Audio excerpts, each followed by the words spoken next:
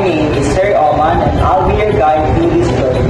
Joining me are my fellow student teachers, Ma'am Regine, Ma'am Jamaica, Ma'am Rowana, and Ma'am Angela. Today we'll explore how philosophical perspective shape our understanding on society and education. Let's start with classical philosophies and their implications for society and education. I'll discuss idealism and realism. Idealism. From an idealist perspective, education should focus on developing the mind and spirit. Idealists argue that knowledge is a product of the mind and should cultivate critical thinking and intellectual curiosity. For example, a professor that focuses on teaching critical thinking skills such as analyzing arguments and evaluating evidence. In contrast, realism emphasizes the importance of practical skills and knowledge in education. Realists argue that education should focus on preparing students for the real world and equip them with the skills necessary for their success. For you to better to understand, I'll give you an example. For example, a vocational school that teaches students practical skills such as plumbing or carpentry. Next, I'll cover existentialism and pragmatism and their implication on society and education.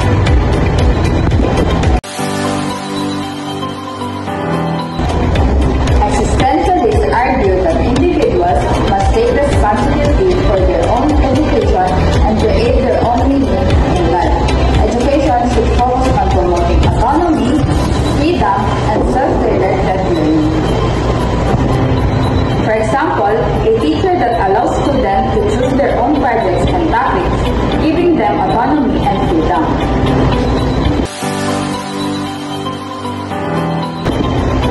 Next is pragmatism. Pragmatism emphasizes the importance of practical experience and experimentation in education. Education should focus on developing problem-solving skills, critical thinking, and adaptability. The example of pragmatism is the science class that conducts experiments and encourages students to think critically and solve problems. Now, let's move on to modern philosophies and their implication for society and education. We'll discuss perennialism and progressivism.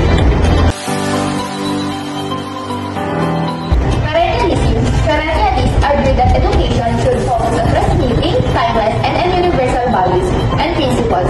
Education should cultivate critical thinking, intellectual curiosity, and sense of wonder. Example, a professor that teaches classic literature and encourages students to think critically about the themes and ideas.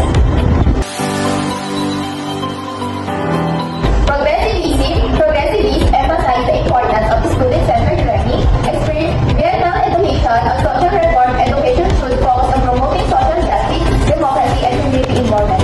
Example, a school that focuses on community service and encourages students to think critically about social issues. Finally, I'll cover humanism and its implication for society and education. Humanism. Humanists argue that education should focus on promoting human dignity, freedom, and creativity. Education should cultivate empathy,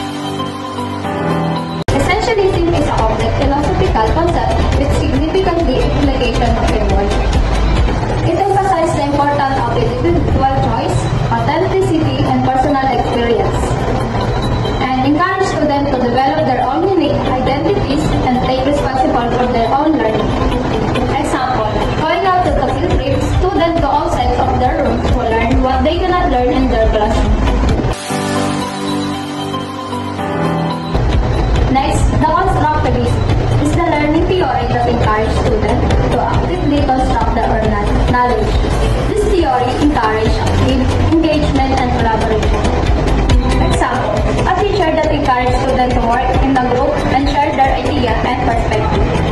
That concludes our presentation on Unit 1 Society and Education, Philosophical Perspective. We hope that you've gained a deeper understanding on how philosophical perspective shape our mind on society and education. Thank you for watching!